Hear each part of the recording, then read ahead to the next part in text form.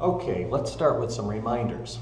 As a reminder from last lecture, we are involved in human-centered design. That is, we focus early and consistently, constantly on the user and his or her tasks and their needs and so forth. And we rely on data to help us make decisions about what this product ought to be and how to improve human performance with the system. And then, because we don't get it right the first time, no one ever does, we iterate on that design to make it better and better. And from time to time, we'll actually ask real, honest to goodness users to design this with them, with us, that is, because we want to understand what they really need. And that sure helps them tell us what they need. We told you that research is a pretty important component of all this. In fact, it helps us figure out what to design to begin with. And we talked about 3 types of research. The generative part, which is when we're really just trying to come up with ideas and figure out what features and functions to design into the product. The evaluative part, when we're developing the product through prototyping and usability testing and so forth. And then finally, what we do with doing research on the product once it's released into the real world and people are actually using it. We also mentioned that we have sort of 3 categories of research methods that we can use. We can focus on what people say, that is their self-report, their verbalizable self-report, and that includes things like focus groups and interviews and questionnaires and surveys and all of those kinds of things. We can focus on what people do, which includes observational research and what we sometimes call ethnography and so forth. And we can focus on what people make through participatory design. And my argument has been that what we really need is a convergence of information from all of these 3 types of families of research. We're going to start by talking today about what people say. That is, different methods that rely on verbal self-report.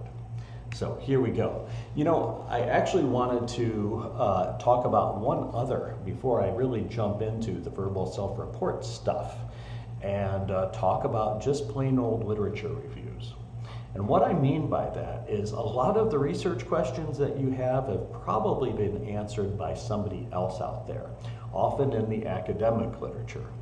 And for that reason, lots of times it's helpful to go off and do a review of your questions just in the scientific literature.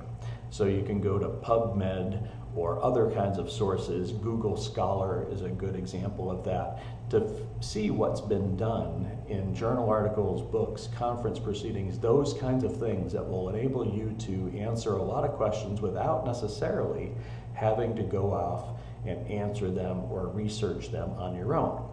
It turns out that research can take some time, and if you're with a company, for example, it can be pretty expensive. And being able to do this just through a literature review enables you to do things faster and more cheaply.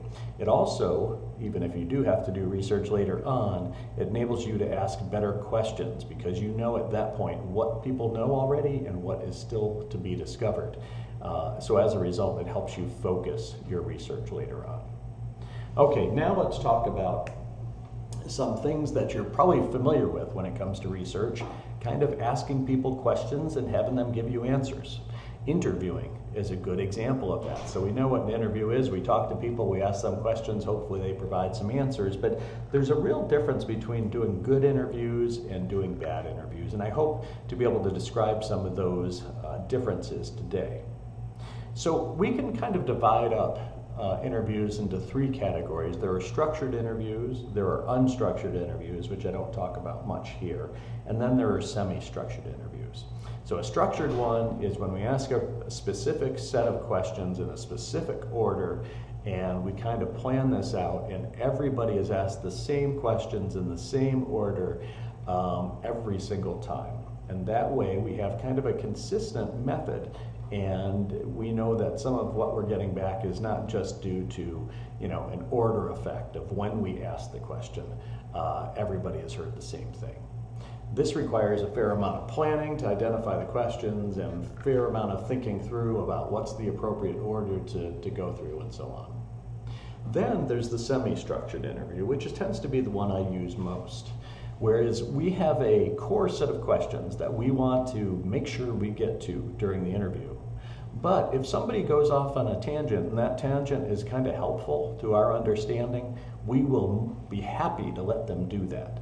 So that enables them to sort of fill in the gaps along the way. This gives us a lot of freedom to kind of explore areas of interest, to be surprised by some of the things people say and follow up on that surprise, etc. The trick is that we have to provide enough time for those things to happen and kind of go off script.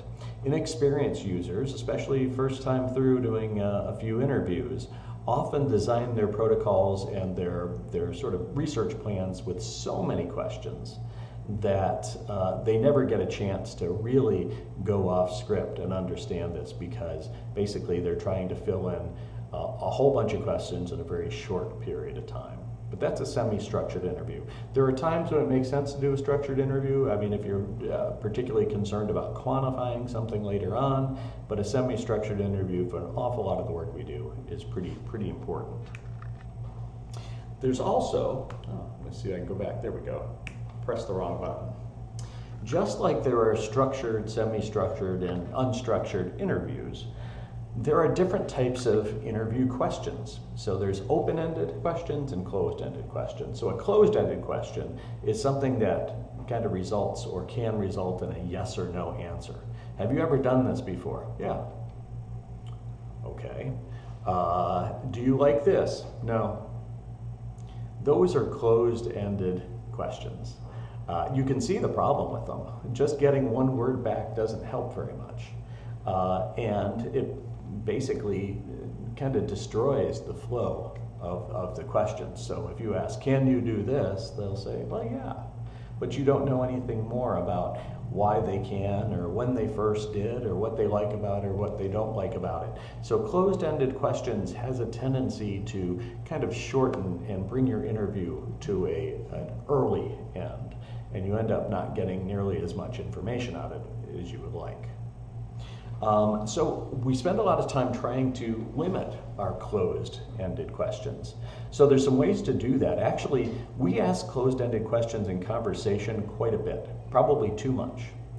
And it takes, because we're so used to doing this, it takes a lot of cognitive effort to remember to write, to ask open-ended questions. So anything you can do to take your mind off of something else so that you can focus just on that participant and asking them open-ended questions is good. So to that end, having people take notes for you instead of you doing it at the same time you're asking questions is really helpful.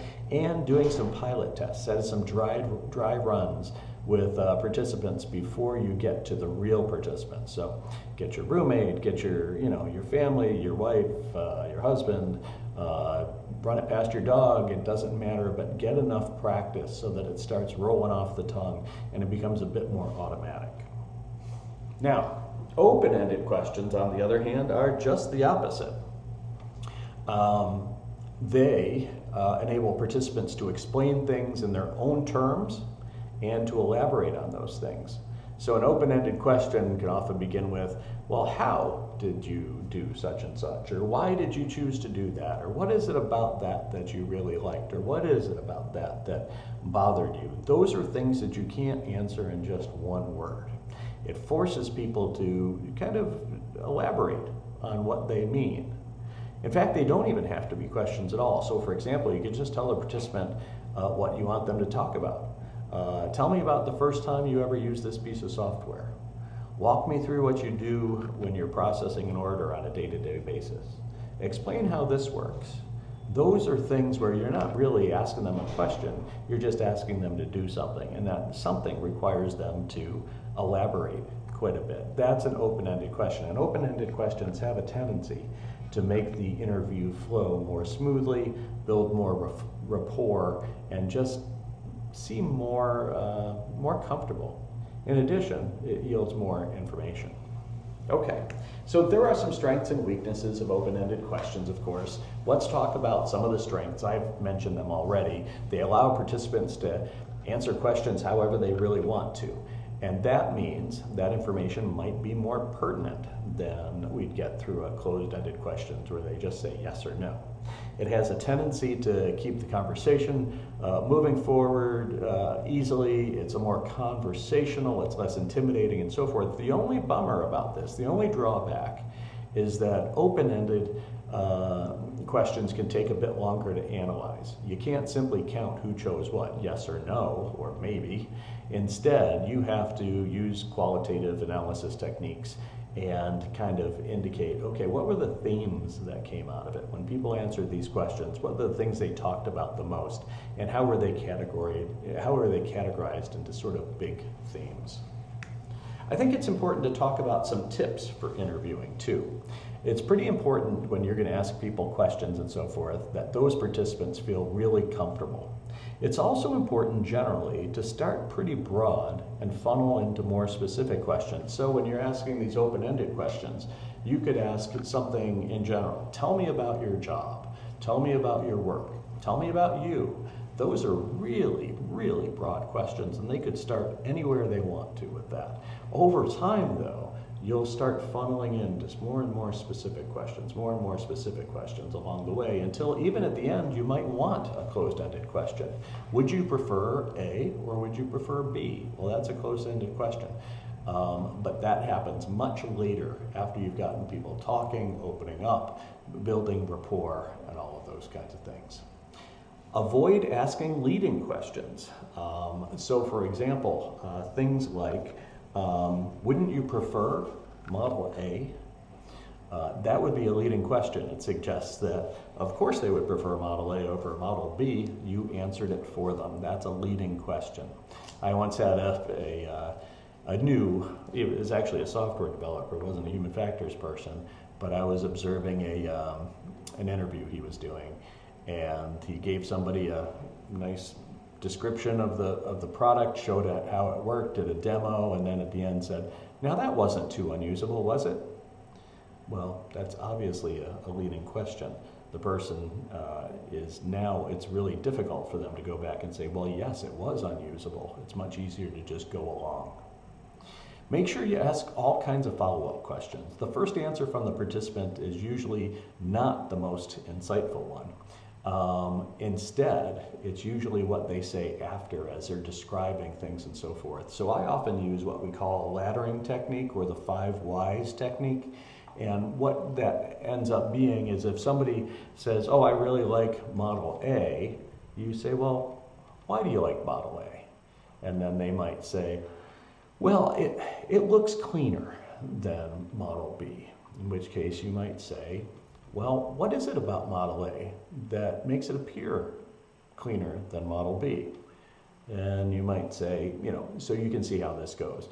Well, it has everything in 2 categories, so that makes it look cleaner. It's just 2 columns. Well, why is it that 2 columns as opposed to, 3 columns, or is it opposed to, 1 big block? Why is it that you suppose that looks cleaner? So the idea is to get further and further and further, usually on average about 5 whys, before you start getting to their most important answers.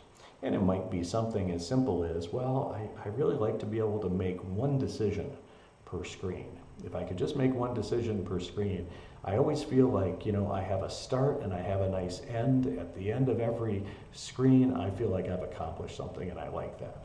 Well, that's pretty useful information to get, and it's much better than just saying, well, I prefer Model A or Prototype A over Prototype B.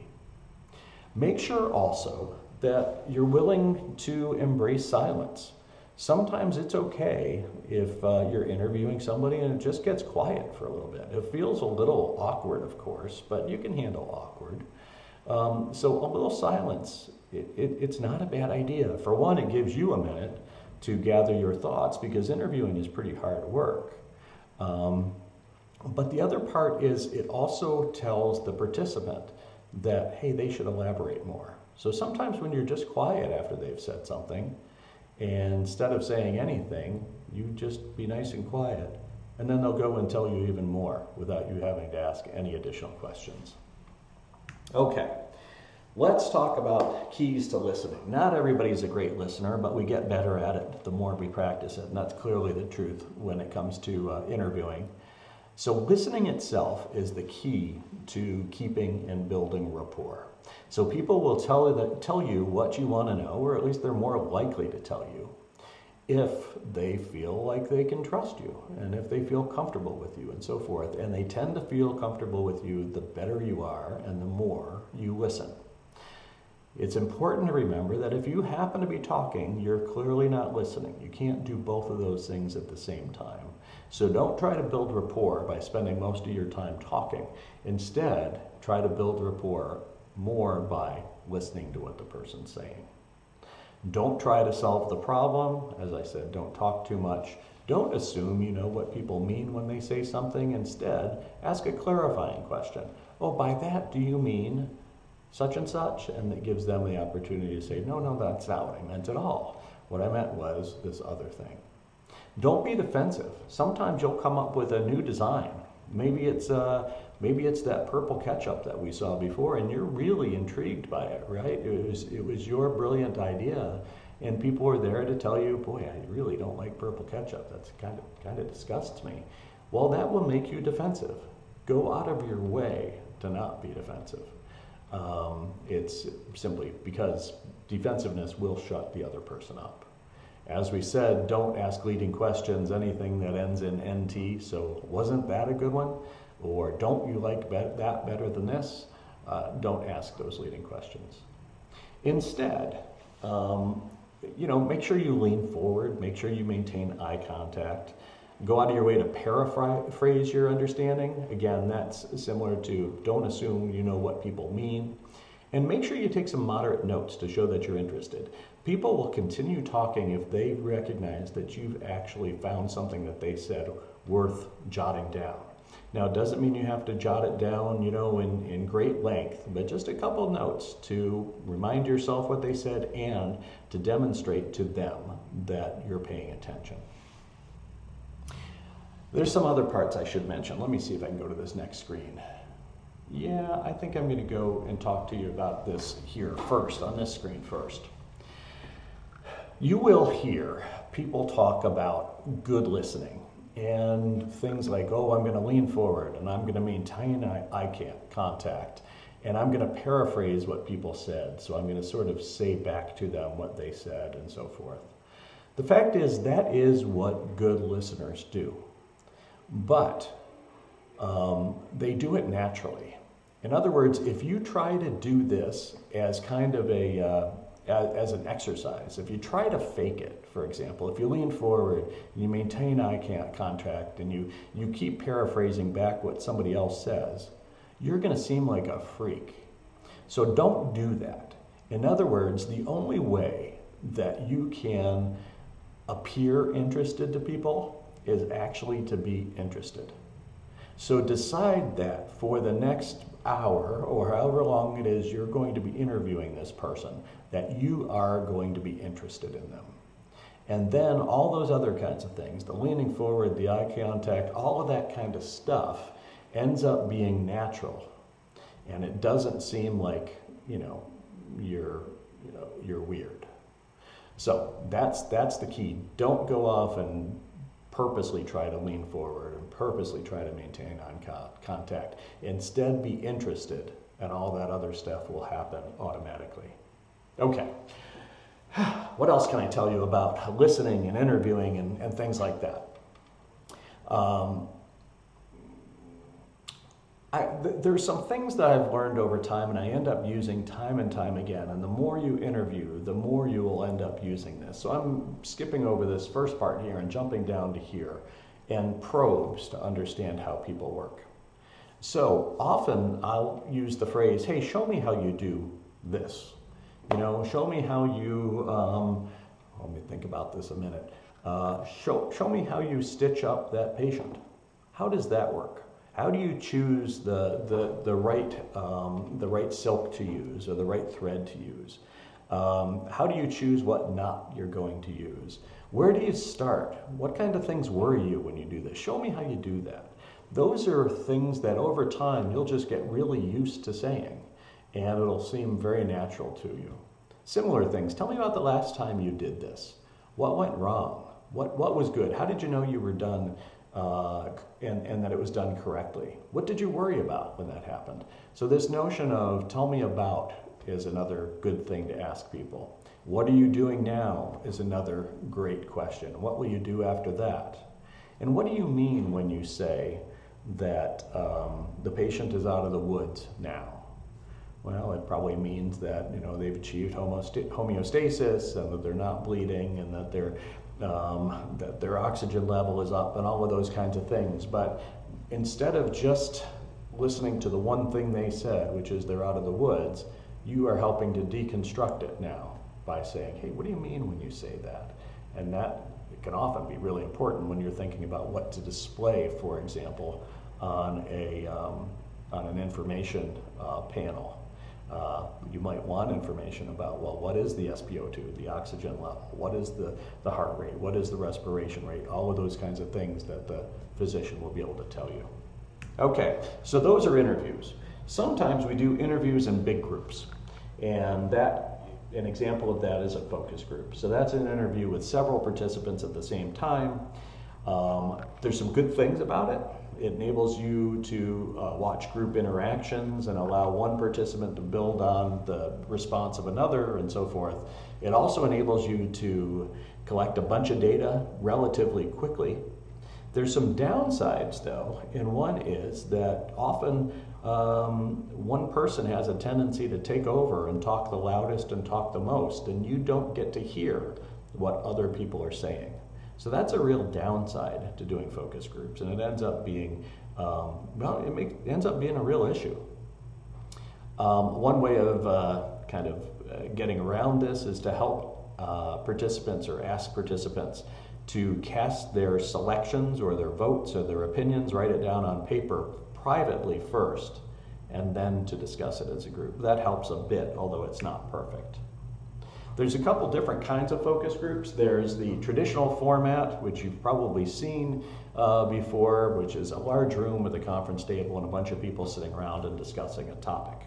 Usually it's about 5 to 8 participants. You usually assume, well, each person will get about 20 minutes to talk each, something like that. And one moderator will be there, at least one moderator, although for bigger groups you might consider adding an additional one. The moderator is there not only to ask questions and so forth, but also to keep the discussion moving along, to track progress, to keep an eye on time, all of those kinds of things. And it turns out that it can be challenging. It takes a while to become a good moderator. Some people are a little bit more natural than others, but all of them end up doing better with a fair amount of practice. So those are kind of face-to-face focus groups. There are also now, more often even, remote or online focus groups. So this just uses remote conferencing software. And the nice part about this is it's really useful for getting hard-to-reach participants. So there are some types of participants that they're rare. I mean, patients with rare conditions, for example, or really specialized surgeons that only, do certain types of things. It's hard to get a whole bunch of them because there aren't that many people. And hard to get them all in one room at the same time, but often you can get them to work from home easier and just dial in. They're not dialing in, just logging in from wherever they are. It also costs less. It doesn't cost as much in travel and things like that. It can be a bit more challenging to moderate, of course, but it's often well worth it. This is something I've become enamored with lately, which is called a bulletin board focus group. In this particular case, imagine you've got a project that you're doing a study on, and this particular project might be, particularly sensitive. So anything that involves politics, religion, sexuality, anything of that sort, is a situation where people have a tendency to clam up. They have a tendency to not tell you what they think, and they don't want to be judged. Well, in this particular case, a bulletin board focus group, it basically happens over a period of time. It can be several days, and it's completely anonymous. So you end up getting a group of people. Each one gets an avatar, as you can see in this particular case Here, these avatars are little cartoon characters, so Tweety Bird and Hong Kong Phooey and Scooby-Doo and the Roadrunner and so forth. So people don't know their real name or anything of that sort. And the moderator will ask a question and people will respond. Now the thing is, you cannot see anybody else's response until you respond first. Once you respond and then read other people's responses, you can then respond to them if you want, and that's how the conversation gets going. But you end up with a tremendous amount of data. You can do this with more people, and especially if it's something related to, like I said, any kind of situation that's really hard to talk about in public, this stuff is the way to go. So I'd encourage you to look into bulletin board focus groups for some of your future research approaches. They're actually very, very helpful. Here's another example of kind of what people say, that is getting verbal response from people, is diary study. Sometimes it's hard to follow people around all day long. It would be nice for them to be able to tell you what they're doing all day long, and you can do that. So the participants record their daily experiences, their activities, etc., in writing or a video. And you can collect what's going on a day-to-day basis, since you can't be there to observe them directly. So they might document each time they do a particular behavior or encounter a particular situation or something like that, or they might just summarize what they did at nighttime. So at the end of the day. It's almost always conducted online. Here's kind of a little example of it over here. And then finally, and this will be the final one for this brief lecture, but I want to talk about one type of question I really enjoy asking, and I've gotten great information often, which is called the critical incident technique. Originally, this was developed for use in aviation safety, where they have, from time to time, what we call near misses. That is, thankfully, nobody crashed, but boy, they came close to crashing. It'd really be nice to know what happened. So you might then ask the research participant to describe a time period or an event, either good or bad, and tell me about a situation where things almost went terribly wrong. So tell me about a situation where things just got bad. The patient didn't do very well, they started crashing. Tell me about a time when that happened. What happened? Why did it happen? What did you do? How did you feel during that? What were you concerned about? What did you prioritize as the most important thing to do that time? How did you solve the problem? What could have been done to prevent it? So that gives you an example. It really relies on people's memories, of course, but it relies on people's memories for really important things. And it turns out that critical incidents are ones that don't happen very often, right? Near misses don't happen all the time. So just by observing somebody, you're not necessarily going to see these near misses, but people will remember them and they can tell you about that. So you could also talk about, hey, tell me about a positive critical incident. Tell me about a time you were really happy when using this device. Tell me about a time you got the best customer service you've had in a long time. All that kind of information is really helpful when you're trying to figure out what to design and how to design it. The other nice part about this is you can get a whole bunch of these stories, 50, 100 more, who knows, and that enables you to really analyze the themes in these things. It can end up being very useful when you're designing your product or your service or whatever it is that you're involved in designing. Okay, so next we will be talking in our next lecture about observational research, what people do, not just what they say. So we'll talk again shortly.